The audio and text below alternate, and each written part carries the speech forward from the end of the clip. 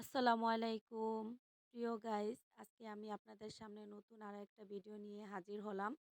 এখানে আমি মাছ ভর্তা করব। ফ্রিজে অনেকদিন মাছ থাকার পরে দেখা যায় যে ওই মাছটা খেতে আর ভালো লাগে না। তো তখন ওই মাছটা আপনি কি করবেন? এভাবে ভর্তা করে নিতে পারেন।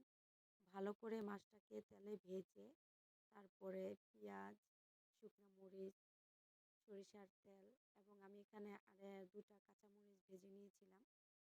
তারপরে সব একসাথে এগুলা মেখে গোল করে পেঁয়াজটা কাটবো। কারণ ভর্তার পেঁয়াজটা গোল করে কাটলে খুব বেশি ভালো লাগে আরকি আমার কাছে।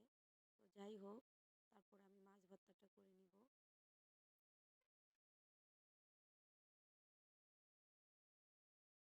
এখানে মাছটা খুব সুন্দর করে মাখতে হবে।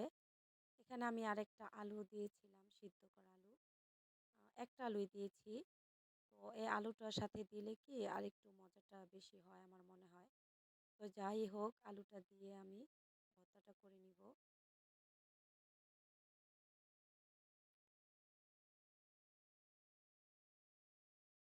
এই তো আমার হয়ে গেল মাছ ভর্তা। তো এরপরে আমি করে নিব টমেটো ভর্তা। টমেটো আমি মরিচ, পেঁয়াজ, কাঁচামরিচ সাথে দিয়ে আমি ভর্তাটা করে নিব। টমেটো আমি আগে থেকে ভেজে রেখেছিলাম। এটাও তেলের মধ্যে দিয়ে ভেজে নিয়েছি। তো সবকিছু এবার ঢেলে তারপরে ভর্তাটা করে নিব। টমেটো ভর্তাটাও করে নিলাম। তো এই পর্যায়ে আমার ভর্তা করা শেষ। তবে আমি এখানে আলু ভর্তাও করেছিলাম। সেটা ভিডিও করা হয়নি। তো যাই হোক, ভর্তা কিন্তু খুব মজা লাগছিল।